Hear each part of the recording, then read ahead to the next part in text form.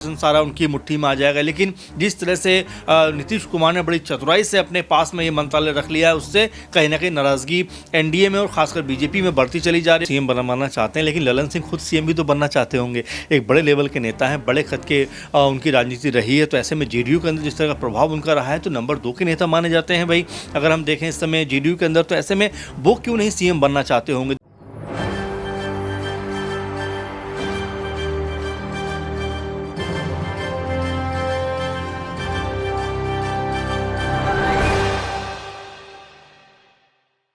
नमस्कार, मैं दौलत शर्मा और आप देखना शुरू कर चुके हैं एसपीएन 9 न्यूज़ और स्वागत है आपका हमारे खास कार्यक्रम चुनावी अखाड़ा में, जहां पर बात करेंगे बिहार की सियासत की। लगातार बिहार की सियासत कुछ ऐसी होती जा रही है कि किसी को कुछ समझ नहीं आ रहा कि कौन किससे नाराज है, कौन कब किससे गठबंधन कर ले और कब कौन यहां पर सरकार बना ले। यहां पर 5 बार चुनाव हुए बिहार विधानसभा के, जिसमें से 9 बार खुद अकेले यहां पर नीतीश कुमार जो हैं सीएम पद की शपथ ले चुके हैं। फिर दोबारा वो एनडीए के साथ शामिल हो चुके हैं। शामिल तो वो एनडीए के साथ हो गए, लेकिन अब एनडीए के साथ शामिल होने के बाद कई सारी दिक्कतें सामने आई। पहले ये कि किसको यहां पर सरकार में लिया जाए, किसको मंत्री बनाया जाए, और अब मंत्री सब बन चुके हैं, मंत्रालय बट चुके हैं, विभाग बट चुके हैं, मंत्रिमंडल विस्तार पूरी तरीके से हो गया है। लेकिन अब एक नई मुसीबत आ गई है। ये मुसीबत तभी खड़ी हो गई थी जब जीतन राम मांझी का बयान सामने आया था, और यहां सबको एक उम्मीद मिल गई थी जो नीतीश के विरोधी हैं कि चलो अब नीतीश को अपनी दवाई चखने का मौका मिलेगा कि किस तरीके से नीतीश एक का साथ छोड़ के दूसरे के साथ चले जाते हैं, दूसरे का साथ छोड़ के फिर दोबारा पहले के साथ आ जाते हैं। ये हमने अमूमन बिहार की राजनीति में देखा है, और खासकर नीतीश कुमार ने ही हमेशा इसका नमूना पेश हम सबके सामने किया है। और उनके इस फैसले ने मात्र बिहार की राजनीति को ही नहीं बल्कि पूरे देश की राजनीति को एक अलग ही चक्रव्यूह में डाल दिया है। लेकिन अब नीतीश कुमार एक नए चक्रव्यूह में फंसते हुए नजर आ रहे हैं। जिन पार्टियों का साथ लेकर वो एनडीए के साथ गठबंधन बना रहे हैं, वही पार्टियां अब उनका बीच में साथ छोड़ सकती हैं। अभी जिसकी शुरुआत हमने इस रिपोर्ट की जब की थी तो जीतन राम मांझी का यहां पर नाम लिया गया था, और जीतन राम मांझी के बयान के अनुसार देखा जाए तो उनको यहां पर अपने 2 विधायक मंत्री पद पर चाहिए थे। लेकिन ऐसा नहीं हुआ, मात्र एक ही विधायक मंत्री पद पर है। मंत्रालय तो 2 मिले लेकिन मंत्री 1 है, और कहीं ना कहीं इस बात को लेकर बड़ी शिकायत उनको नीतीश कुमार से हो सकती है, और वो सीधा संपर्क यहां पर तेजस्वी यादव से साध सकते हैं, क्योंकि तेजस्वी यादव ने कहा था कि नीतीश बाबू अभी तो खेल शुरू हुआ है, और वो भी एक बड़ा खेल यहां पर खेलते हुए नजर आएंगे। आखिर क्या वो खेल होगा? क्या जीतन राम मांझी यहां पर अपनी शिकायत लेकर तेजस्वी के पास पहुंचेंगे या फिर दिल्ली पहुंचेंगे? क्योंकि दोनों उप मुख्यमंत्री लगातार 2 दिन दिल्ली के दौरे पर रहे, मंत्रालय बंटने से पहले दिल्ली में और मंत्रालय बंटने के बाद भी वो दिल्ली में ही नजर आए। और ऐसे में कहा जा रहा है कि जीतन राम मांझी के लिए भी रास्ता खुल गया है कि वो दिल्ली जाकर नीतीश की यहां पर शिकायत करें और यहां पर अमित शाह को पूरी रिपोर्ट दें, बीजेपी आलाकमान को पूरी रिपोर्ट दें कि किस तरीके से यहां पर गठबंधन की जो पार्टियां हैं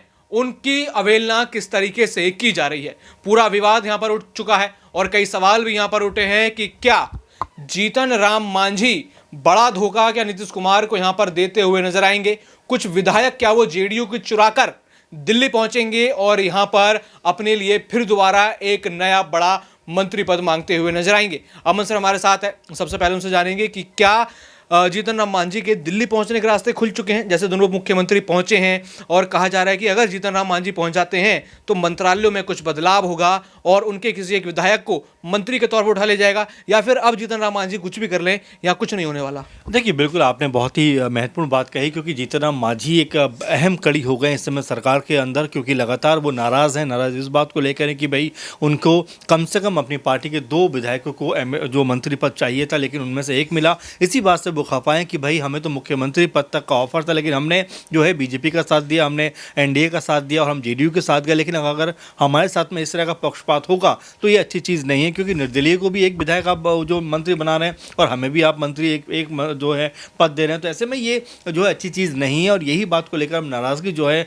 वो कह सकते हैं लगातार बढ़ती हुई दिखाई पड़ रही है। एक तरफ अगर हम देखें कि जिस तरह से जो मांझी हैं वो एक बड़ा चेहरा है बिहार की राजनीति में, खासकर जब जेडीयू की बात करते हैं, क्योंकि पूर्व मुख्यमंत्री वो रह चुके हैं। तो ऐसे में उनका ये दावा कि मुझे मुख्यमंत्री बनाया जाना चाहिए था, कोई ख़राब दावा नहीं था, क्योंकि नीतीश कुमार 8 बार सीएम रह चुके हैं। तो ऐसे में क्या एक बार वो सीएम पद जो है एक बार और, यानी कि इससे पहले जो मांझी सीएम रहे उस समय भी नीतीश कुमार ने उनको सीएम बनाया था, तो क्या एक बार और भी सीएम बना सकते थे? इसी बात की कशमकश को लेकर लगातार संभावनाएं जो लग रही हैं दौलत की, ये लग रही हैं कि हो सकता है कि मांझी भी दिल्ली पहुंच जाएं और यहाँ पर आकर एक तरीके से अमित शाह और तमाम जो बीजेपी के बड़े नेता हैं उनसे बात करते हुए नजर आए। क्योंकि जो उप मुख्यमंत्री की आप बात कर रहे हैं विजय सिन्हा और सम्राट चौधरी दोनों ही पहुंचे हुए हैं, और मंत्रालय बंटने से पहले भी पहुंचे हुए थे और बंटने के बाद भी पहुंचे हुए हैं, क्योंकि जो गृह मंत्रालय का एक पद है वो बीजेपी चाहती थी हमारे पक्ष में आ जाए। खासकर सम्राट चौधरी चाहते थे अगर गृह मंत्रालय हमारे पक्ष में रहेगा तो हम कई तरह से जो है जेडीयू के ऊपर अपना दबाव बनाकर रखेंगे, साथ में सरकार के ऊपर भी हमारा होल्ड होगा, क्योंकि प्रशासन शासन सारा उनकी मुट्ठी में आ जाएगा। लेकिन जिस तरह से नीतीश कुमार ने बड़ी चतुराई से अपने पास में ये मंत्रालय रख लिया है, उससे कहीं ना कहीं नाराज़गी एनडीए में और खासकर बीजेपी में बढ़ती चली जा रही है। और जो सम्राट चौधरी, मुझे लगता है कि जो दिल्ली पहुंचे हैं, दिल्ली पहुंचने की उनकी वजह यही है कि जो मंत्रालय का बंटवारा हुआ है वो शायद उनको पसंद नहीं आ रहा है। क्योंकि अगर आप देखें कि अमित शाह से भी उनकी मुलाकात हो रही है, क्योंकि विभाग बंटने के तुरंत बाद दिल्ली आने का मकसद कुछ नहीं है, क्योंकि अब आपको तो काम करना चाहिए बिहार में बेहतर, कह सकते हैं कि जो भी आपकी सरकार सोच रही है उसको इम्प्लीमेंट करना चाहिए। लेकिन आप लगातार जो कह सकते हैं मंत्रालय मिलने से पहले भी और मंत्रालय मिलने के बाद भी दिल्ली भाग आते हैं। तो ऐसे में यही लग रहा है कि शिकायत करने आए होंगे, भाई आपने तो कहा था कि गृह मंत्रालय हमें मिलेगा, लेकिन यहाँ पर तो नीतीश कुमार ने बड़ा खेल कर दिया। उन्होंने कहा कि भाई गृह मंत्रालय हम अपने पास रखेंगे। तो ऐसे में हो सकता है कि यहाँ पर एक बड़ी फूट जो है जेडीयू और एनडीए गठबंधन में होती हुई नजर आए। और साथ में जो जीतन राम मांझी हैं वो तो खफा है ही, और ऐसे में अगर उनकी नाराजगी बीजेपी दूर नहीं कर पाती है, एनडीए दूर नहीं कर पाती है, जेडीयू दूर नहीं कर पाती है, तो वो कोई बड़ा एक्शन यहाँ पे ले सकते हैं। यहाँ पर एक बड़े नेता है ललन सिंह, जो शायद खुश नजर नहीं आ रहे इस गठबंधन से, लेकिन पूरी तरीके से चुप्पी उन्होंने साधी हुई है, कुछ नहीं बोल रहे। तेजस्वी यादव ने अभी बस कहा था कि खेला होगा, उसके बाद उन्होंने भी चुप्पी साध ली। लालू प्रसाद यादव भी चुप है।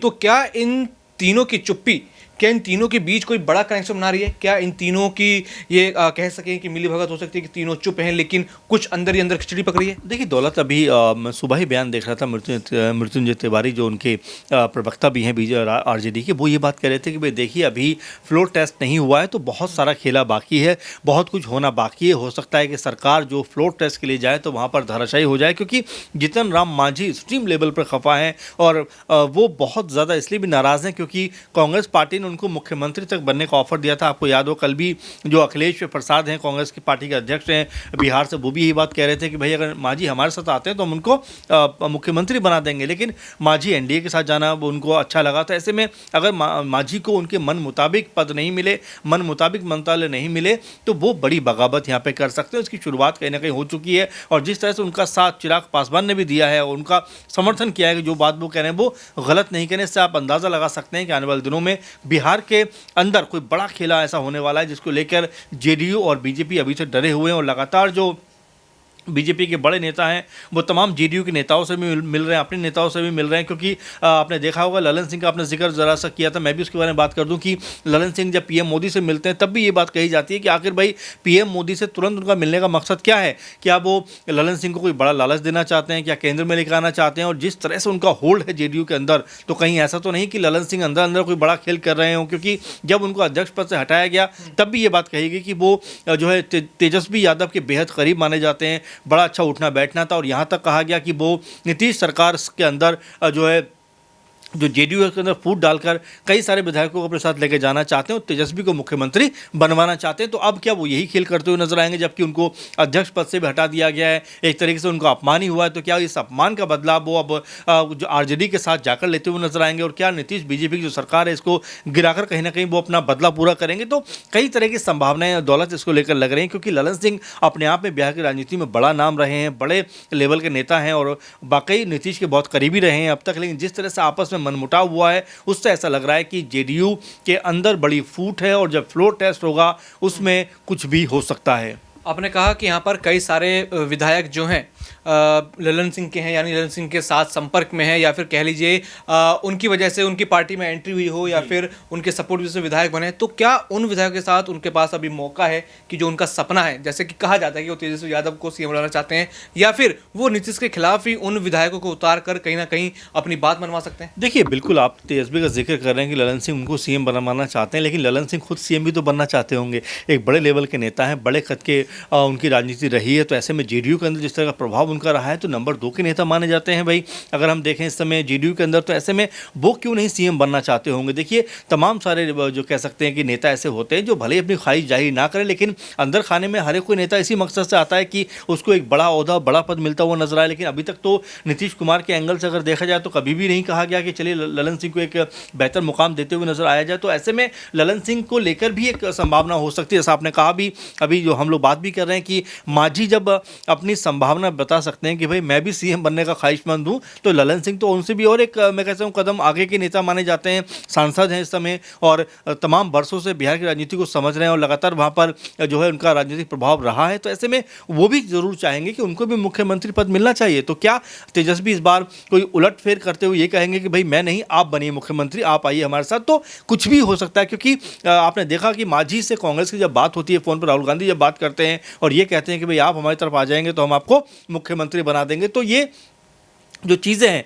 ये कहीं ना कहीं ये बता रही हैं कि बिहार की राजनीति में अभी कुछ भी हो सकता है, कुछ भी उठापटक हो सकती है, क्योंकि एक साल का जो कह सकते हैं जो सरकार का समय बचा है। तो ऐसे में कोई बड़ी बात नहीं है कि आरजेडी जो है वो अपने आप को सत्ता में लाने के लिए जो ललन सिंह को भी सीएम बनाते हुए दिखाई पड़े, क्योंकि ललन सिंह भी बड़ा चेहरा है। और देखिए, सबसे महत्वपूर्ण बात होती है सत्ता में आना। आपने देखा कि बीजेपी लगातार ये बात कहती रही कि भाई सत्ता में आएंगे तो सीएम हमारा होगा, लेकिन बीजेपी वही है जो अपने कह सकते हैं कि कहे हुए से पीछे हट गई और अब नीतीश कुमार सीएम बन गए। तो ऐसे में राजनीति विकल्प के ऊपर चलती है, जो भी विकल्प आपको बेहतर नजर आता है आप उसके ऊपर काम करते हो। कुछ ऐसा ही हो सकता है आने वाले दिनों में ललन सिंह भी एक कह सकते हैं कि अपने आप को सीएम पद के लिए प्रोजेक्ट कर सकते हैं, और वो ना करें तो हो सकता है आरजेडी बोले कि चलिए आप हमारे साथ आइए, हम आपको सीएम बनाएंगे। तो बड़ा खेल यहाँ पर जेडीयू बीजेपी का बिगड़ सकता है। तो बिल्कुल लगातार यहाँ पर कहा यही जा रहा है कि जेडीयू और बीजेपी का जो ये गठबंधन है, अब इसमें एक बहुत बड़ी ठगी यहाँ पर होने वाली है, और ये ठगी उनके ही नेता, उनके ही साथ के गठबंधन की पार्टियां कर सकती हैं, क्योंकि